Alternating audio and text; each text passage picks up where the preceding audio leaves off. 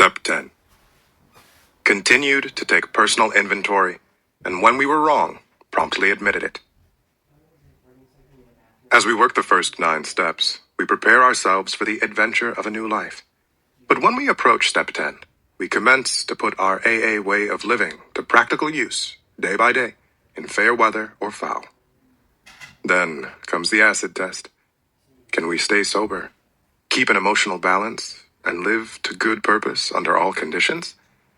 A continuous look at our assets and liabilities, and a real desire to learn and grow by this means, are necessities for us. We alcoholics have learned this the hard way. More experienced people, of course, in all times and places, have practiced unsparing self-survey and criticism. For the wise have always known that no one can make much of his life until self-searching becomes a regular habit, until he is able to admit and accept what he finds, and until he patiently and persistently tries to correct what is wrong.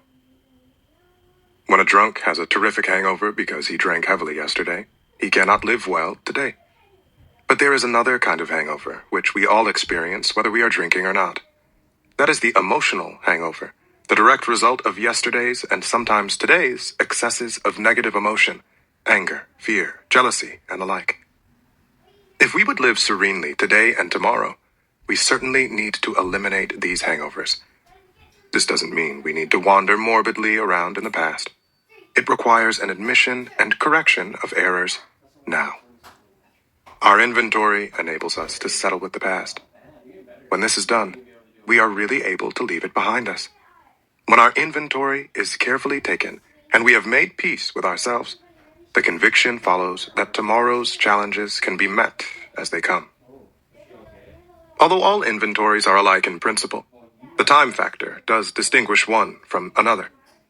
There's the spot check inventory, taken at any time of the day, whenever we find ourselves getting tangled up.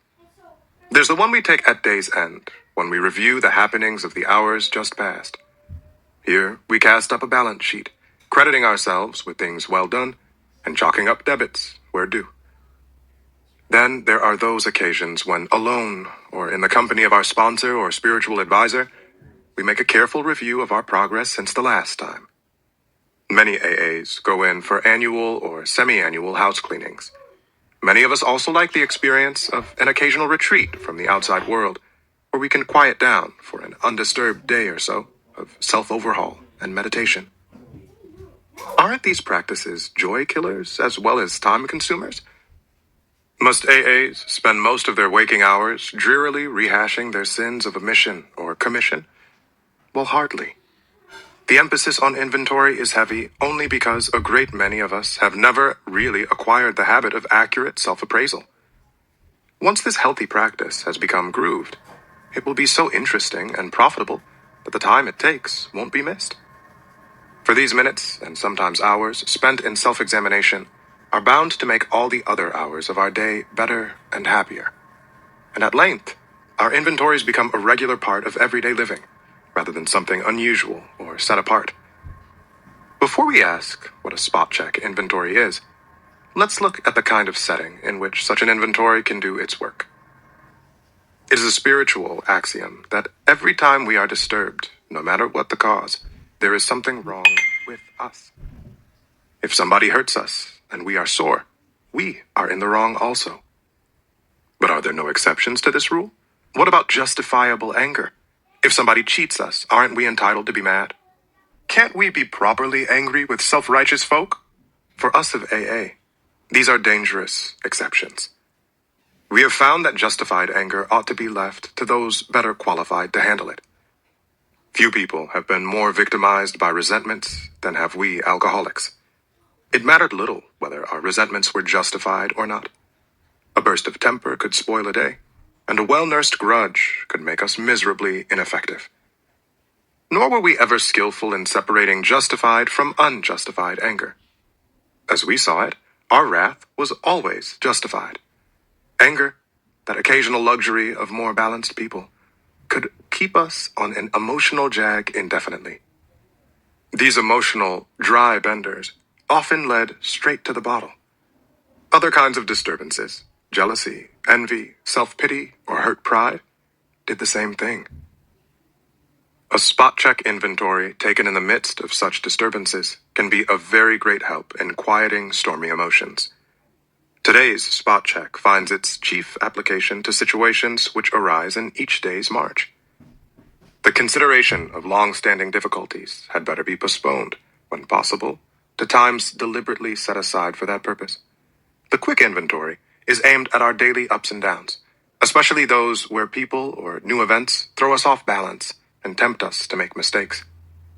In all these situations, we need self-restraint, honest analysis of what is involved, a willingness to admit when the fault is ours, and an equal willingness to forgive when the fault is elsewhere. We need not be discouraged when we fall into the error of our old ways, for these disciplines are not easy. We shall look for progress, not perfection. Our first objective will be the development of self-restraint.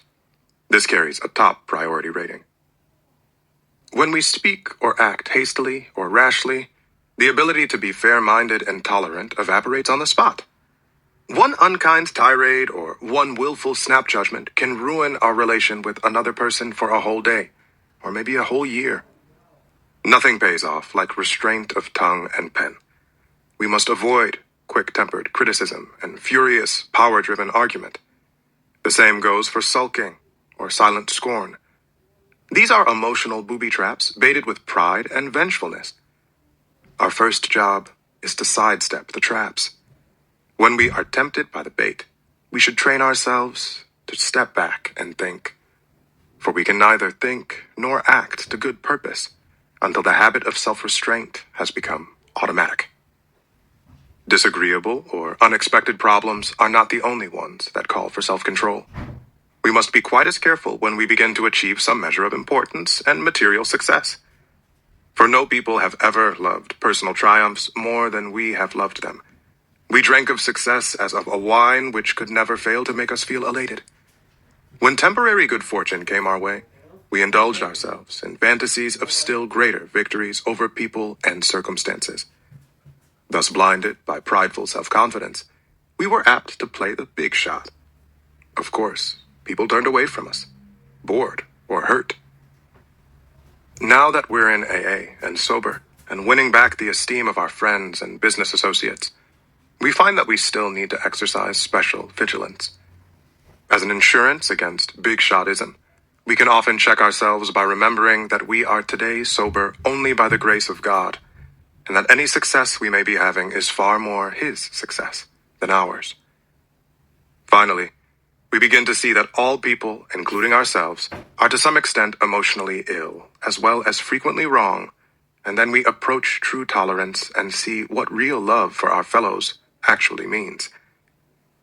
It will become more and more evident as we go forward that it is pointless to become angry or to get hurt by people who, like us, are suffering from the pains of growing up. Such a radical change in our outlook will take time, maybe a lot of time. Not many people can truthfully assert that they love everybody. Most of us must admit that we have loved but a few. That we have been quite indifferent to the many, so long as none of them gave us trouble. And as for the remainder, well, we have really disliked or hated them. Although these attitudes are common enough, we AAs find we need something much better in order to keep our balance. We can't stand it if we hate deeply. The idea that we can be possessively loving of a few, can ignore the many, and can continue to fear or hate anybody has to be abandoned, if only a little at a time. We can try to stop making unreasonable demands upon those we love. We can show kindness where we had shown none. With those we dislike, we can begin to practice justice and courtesy, perhaps going out of our way to understand and help them. Whenever we fail any of these people, we can promptly admit it. To ourselves, always, and to them also when the admission would be helpful. Courtesy, kindness, justice, and love are the keynotes by which we may come into harmony with practically anybody. When in doubt, we can always pause, saying, "Not my will, but thine be done."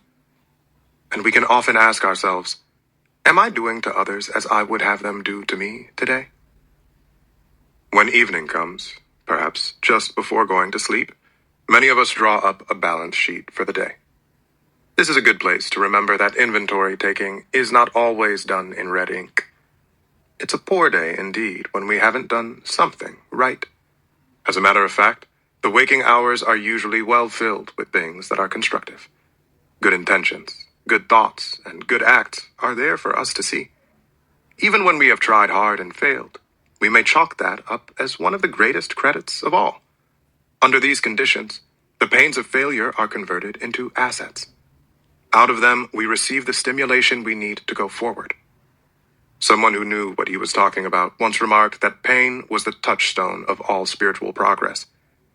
How heartily we AAs can agree with him, for we know that the pains of drinking had to come before sobriety, and emotional turmoil before serenity. As we glance down the debit side of the day's ledger, we should carefully examine our motives in each thought or act that appears to be wrong. In most cases, our motives won't be hard to see and understand. When prideful, angry, jealous, anxious, or fearful, we acted accordingly, and that was that. Here we need only recognize that we did act or think badly. Try to visualize how we might have done better, and resolve, with God's help, to carry these lessons over into tomorrow, making, of course, any amends still neglected. But in other instances, only the closest scrutiny will reveal what our true motives were. There are cases where our ancient enemy, rationalization, has stepped in and has justified conduct which was really wrong. The temptation here is to imagine that we had good motives and reasons when we really didn't. We constructively criticized someone who needed it when our real motive was to win a useless argument, or the person concerned not being present. We thought we were helping others to understand him, when in actuality, our true motive was to feel superior by pulling him down. We sometimes hurt those we love because they need to be taught a lesson, when we really want to punish. We were depressed and complained we felt bad, when in fact we were mainly asking for sympathy and attention. This odd trait of mind and emotion, this perverse wish to hide a bad motive underneath a good one, permeates human affairs from top to bottom. This subtle and elusive kind of self-righteousness can underlie the smallest act or thought. Learning daily to spot, admit, and correct these flaws is the essence of character building and good living. An honest regret for harms done, a genuine gratitude for blessings received, and a willingness to try for better things tomorrow will be the permanent assets we shall seek. Having so considered our day, not omitting to take due note of things well done, and having searched our hearts with neither fear nor favor, we can truly thank God for the blessings we have received and sleep in good conscience.